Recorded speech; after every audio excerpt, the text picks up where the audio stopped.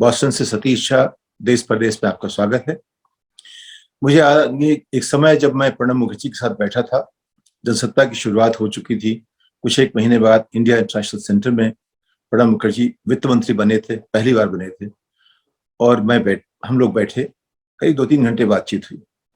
एक बात मैं भूलता नहीं हूँ, उन्होंने मुझसे कहा कि मैं कुछ भी करूँ, कोई भी तरीका निकालूं, कोई भी कानून कायदा बनाऊं, ये जो बिजनेसमैन है लूप होल निकाल लेते हैं। हमने कहा दादा, बिजनेसमैन का काम क्या है? उनके पास तो उनको कोई अपॉइंट तो नहीं करता, वो तो उनको उद्यमी कहते हैं हम। उनको जो भी मुश्किल होगी वो रास्ता निकालेंगे। आपका काम अड़चने डालना है, उनका काम रास्ता निकालना है।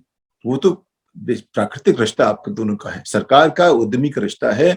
सरकार अड़चने डालती है और उद्यमी रास्ता निकालता है, लेकिन तरक्की उद्यमी से होती है। उससे कुछ बातें मुझे याद आती हैं कि प्रणब मुखर्जी का माइंडसेट था कि सरकार ही सब कुछ करती है।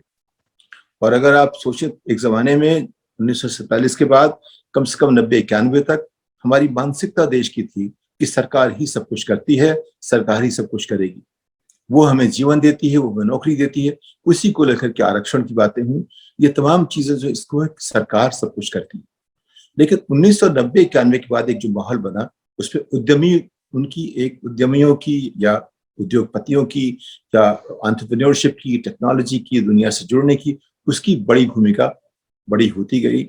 आज जो भारत की स्थिति है उसमें उस सोच का बहुत बड़ा हाथ है। उससे इंफॉर्मेशन टेक्नोलॉजी जो इंडस्ट्री है उसकी तरक्की हुई, उसके साथ जो नई नई जितनी चीजें हुई हैं। भारत में नए उद्योगों की शुरुआत मारुति उद्योग से हुई। मेरे हिसाब से मारुति उद्योग ने पहली बार एक बहुत बड़ा फैसला किया कि हम नई टेक्नोलॉजी लेके गाड़ी बनाएंगे। मारुति तक भारत में जितने भी उद्योगपति थे और भारत सरकार भी हमेशा स्क्रैप्ड कारखाने लगाया करते थे।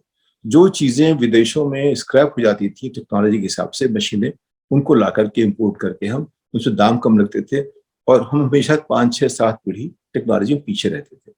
मारुति ने पहली बार जब वो जापान गए, कृष्णमूर्ति साहब उसके चेयरमैन थे, उन लोगों को बड़ा ताजुब हुआ। वो तैयार थे उनको पुरानी स्क्रैप फैक्ट्री देने के लिए। इन्होंने मांग कर दी कि हमको नहीं चाहिए, तो उनको फिर से सोचना पड़ा, लेकिन उससे एक शुरुआत हुई। तो 1990 के बाद आप देखा होगा कि जो ओईएम इंडस्ट्री, जो कि ऑटो पार्ट्स बनाती है, भारत की ओईएम इंडस्ट्री अब दुनिया में उसकी अपनी अलग कम्पिटिटिवनेस है। वो काफी कम्पिटिटिव है और इस हद तक कि कुछ एक लोगों ने कई बार विदेशों में कंपनियां खरीदी। भारत फोर्ज जो है दुनिया की बड़ी कंपनी बन गई, सबसे बड़ी अपने इलाके में। इस तरह से जो तरक्की 1990 के बाद हुई है, उसके पीछे उद्यम को एक सहारा नहीं, उद्यम को एक आगे बढ़ने की जो एक हमने पहल की नरसिम्हा राव के जमाने से, उससे हमारे देश का काफी विकास हुआ। लेकिन प्रणब मुखर्जी हमेशा उसी माइंडसेट पर रह गए कि सरकार ही सब कुछ करती है। तो जब मनमोहन सिंह के सरकार में वो तीसरी बार शायद बने थे वित्त मंत्री, अब याद रखना चाहिए कि मनमोहन सिंह हमेशा प्रणब मुखर्जी के अंदर काम करते थे। जब प्रणब वित्त मंत्री थे तो Manmohan Singh economic affairs secretary थे या रिजर्व बैंक गवर्नर थे, हमेशा उनके अंदर काम करते थे। अब वो प्रधानमंत्री थे, मनमोहन सिंह उनके अंदर काम कर रहे थे, प्रणब मुखर्जी, तो रिश्ता बदल चुका था।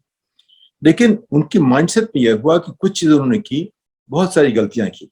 उन गलतियों में सबसे बड़ी बात थी मानसिकता इसकी कि सरकार कुछ भी कर सकती है, सब कुछ कर सकती है। सरकार जो है वो ईश्वर है, वो सार्वभौम है। उसको लेकर के उन्होंने कुछ चीजें की जिससे बड़ा नुकसान देश का हुआ। एक तो वोडाफोन का किस्सा आपको याद होगा, उन्होंने एकाएक 11-12 हजार करोड़ रुपए के टैक्स लगा दिए। वो इसलिए नहीं कि उसको टैक्स देने थे, रिट्रोस्पेक्टिव इफेक्ट से, यानी कि हमने कानून इस तरह बदले कि आज से नहीं, वो पिछले समय से बदल जाएं। ये कुछ ऐसी बात हुई कि अगर 40 साल से बड़े हो रहे हैं इस पे कि हमें हमारी जो योग्यता को नापने का पैमाना ये होगा, और एकाएक कहा जाए नहीं नहीं 20 साल पहले से पैमाना बदल देंगे, तो सब कुछ बदल जाएगा, फिर तो आगे बढ़ना मुश्किल हो जाएगा। तो उन्होंने कुछ ऐसा किया कि वोडाफोन के लिए आज से नहीं, उसके कानून बदल के उन्होंने एक उसके ऊपर टैक्स लगाया 11,000 करोड़ रुपए। केरन के साथ भी कुछ ऐसा ही हुआ कि अगर आप कोई कंपनी खरीदते हैं उसमें जो एक कैपिटल गेन्स का टैक्स है वो आपको देना पड़ेगा भारत सरकार को। जो कंपनियां काम करने आती हैं वो देखती हैं आज के कानून क्या है, वो सोचती हैं कल आगे आने वाले दिनों में कानून कैसे बनेंगे। लेकिन कोई कंपनी ये नहीं सोचती कि जो भूत के कानून बदल दिए जाएंगे। तो कुछ ऐसा प्रणब मुखर्जी ने किया। उसको ठीक करने का एक ही तरीका था कि उनकी कुर्सी थोड़ा ऊंची कर दी जाए, उनको निकाल दिया गया, चिदम्बरम फिर आ गए, चीजें कुछ ठीक ठाक हुई। लेकिन अगर सरकार ने एक बार एक कदम उठा दिया है, उसको वापस देना आसान नहीं होता। उसको लेकर के तमाम चीजें बढ़ रही हैं इधर आगे। वही बात अब आपने देखी पिछले कुछ एक दो तीन चार साल से मोदी सरकार के नाम पे एक नई सोच शुरू हुई। उसमें कहते हैं कि जो डेटा हमारे यहाँ रखना चाहिए, ये जो है इतनी इससे आप कहिए कि 21वीं सदी में 19वीं सदी के दिमाग से अगर चलोगे आप तो ऐसी समझ निकलेगी कि हमारे यहाँ डेटा हमारे यहाँ होना चाहिए। भाई डेटा तुम्हारे यहाँ क्यों होना चाहिए? जितनी अंतर्राष्ट्रीय कंपनियां हैं उनकी डेटा सेंटर तमाम देशों में होते हैं। हेडक्वार्टर जापान में है, डेटा सेंटर अमेरिका में है, हेडक्वार्टर अमेरिका में है, डेटा सेंटर ऑस्ट्रेलिया में है। वो हमेशा कोशिश करती हैं कि उनके हिसाब से जो सही रास्ता हो वो निकालें। डेटा सेंटर सिर्फ इसलिए रखना कि उसके ऊपर हमारा कंट्रोल रहेगा, या उससे प्राइवेसी को हम कंट्रोल कर सकेंगे, या हम उस पर ऐसे कानून लगाएंगे जब भी चाहें वो देख सकें। यानी बेसिकली हम ये कह रहे हैं कि हम अंतर्राष्ट्रीय जो मापदंड खड़े हो रहे हैं, जो नियम बन रहे हैं, उनके साथ मिलकर चलना नहीं चाहते। हम अपनी तरह से दादागिरी करेंगे। उससे मुझे तो लगता है कि इससे जो एक तरह से मुझे जो सड़क छाप दादागिरी होती है उस वक्त वो दिखता है। एक सार्वभौम नेशन राष्ट्र को हमेशा एक नीति बना के चलना चाहिए। नीति ऐसी हो कि लोग समझ सकें। उसको बनाने के लिए सिर्फ एक आदमी तय नहीं करे, जितने भी लोग समझ सकते हैं उन सबको ला के बैठाइए और एक ऐसा तरीका निकालिए जो सबके सामने फेयर होना चाहिए। फेयर एंड इक्विटेबल, ये जो है बड़े बहुत ही महत्वपूर्ण आधार हैं किसी भी कानूनी व्यवस्था के। अगर वो हम खत्म कर देंगे फेयर और इक्विटेबल, तो फिर कानून बढ़े क्या गया। तो प्रणब मुखर्जी ने जो सिलसिला शुरू किया वो मोदी के सरकार ने कम से कम ये डेटा सेंटर के ऊपर लगा दिया। तो 2018 में एक बात ये शुरू हुई कि जितने भी विदेशी कंपनियां हैं जो भारत में काम करेंगे उनके डेटा सेंटर जहां अगर उनके पास हमारे लोगों के कुछ रिकॉर्ड्स हैं तो यहाँ पे रखिए।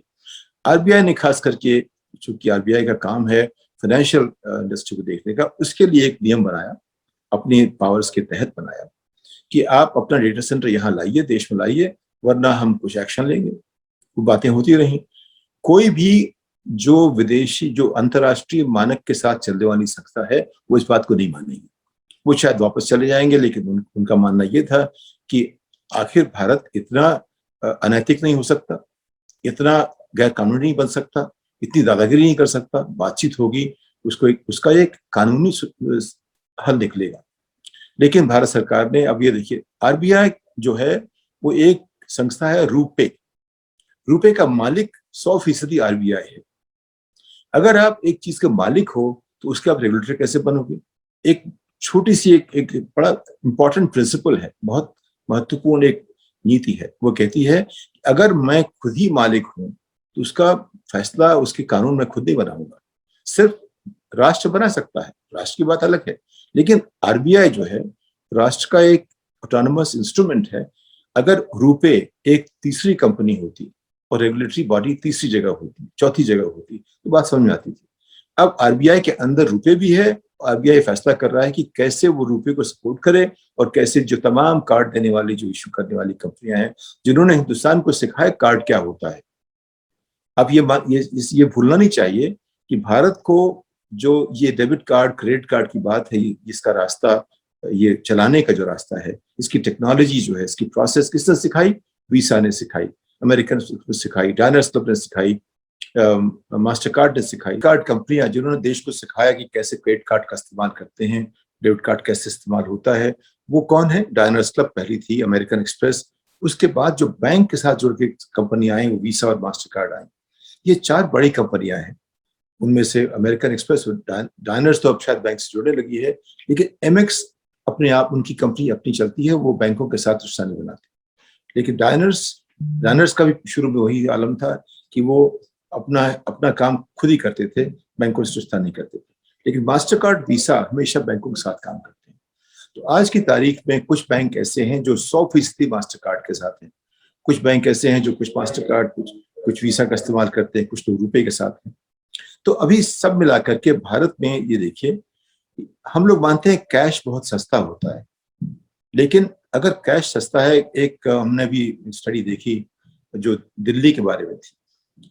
दिल्ली में लोग करीब मान लीजिए एक साल में सिर्फ पैसा निकालने में एटीएम बैंक से वो उनका जो है करीब 90 लाख घंटा लोग इतना खराब करते हैं अपना खाली पैसा निकालने में।